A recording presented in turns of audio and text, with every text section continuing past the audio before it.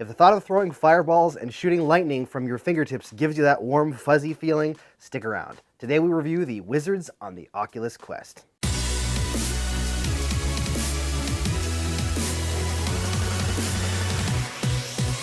Hey Questers, and welcome to another episode of BMF, your unofficial home for all things Oculus Quest. Keep up to date on Quest news, game reviews, and the latest developments by subscribing to the channel and hitting that notification bell. First, before we get started, this is not a sponsored video, but Carbon Studio VR did send us a game key so we could review the game. This game is originally a PC VR and PSVR game that was just ported to the Quest last week. But how does it look and play on the Quest? Let's jack in and find out. You are now in the Sanctum. Step inside and make yourself at home. It was built by another wizard a long time ago.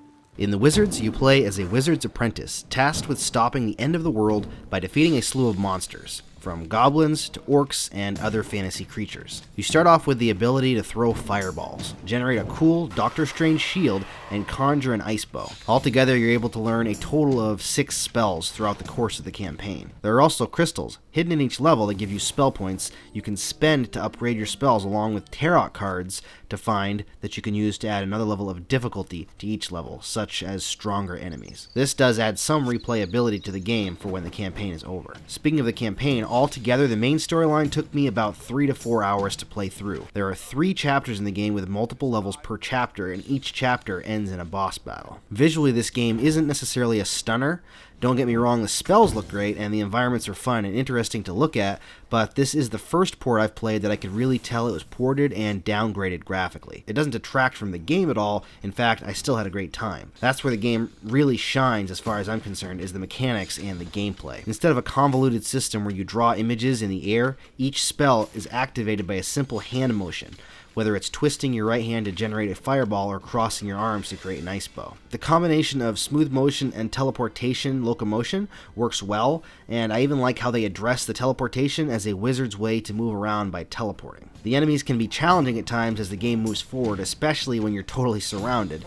Most of the enemies, though, are pretty generic without a ton of diversity, but there are a few different types of each enemy to keep you busy. The overall story is standard fantasy fare, trying to stop an evil force from destroying the world, with a few twists and turns built in that add some flavor as well. But what makes this game fun for me is facing down the giant creatures in VR and getting into a spell rhythm where you're teleporting, casting, running, and spinning around, almost like a dance activity. As I progressed through the game and got used to the spells and the game itself, I found myself effortlessly casting spells, and it gives you a real sense of growing power as the story continues. Sound is perfectly fine, spells sound powerful, and the creatures grunt and moan.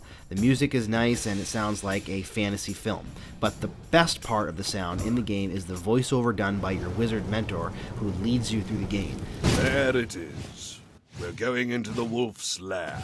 They really don't want anyone to come at them, do they? It helps to really propel the story, and it's even humorous at times. Tracking-wise, I didn't have any issues at all on the Quest for this game. Even when I was flailing around, throwing spells, and trying to teleport out of the way of creatures, I still had perfect tracking, and I didn't experience any issues with that. One huge standout that I really like, as I consistently mention it seems in every review, is the fact that the Quest is tetherless. You don't need any kind of connection to anything, and I think that is another reason that this game plays so well on the Quest, is the fact that you have 360 degrees of freedom without being attached to anything, so you're able to move around and cast spells and jump out of the way of fireballs, and I think that makes a big difference in a game like this. So when it comes to the Wizards, is it a game you should grab for the Quest? If you've always dreamed of casting spells and defeating orcs, then for sure, grab a copy and become a wizard. I found it a ton of fun overall, and even though it's not the most polished or groundbreaking game on the market, it is just a good, entertaining time. If you're looking for other Oculus Quest games, check out our other reviews here. Also, please help me out by liking and sharing this video if you enjoyed it, and subscribe for future Oculus Quest content on BMF, the unofficial home for all things Oculus Quest. Happy questing.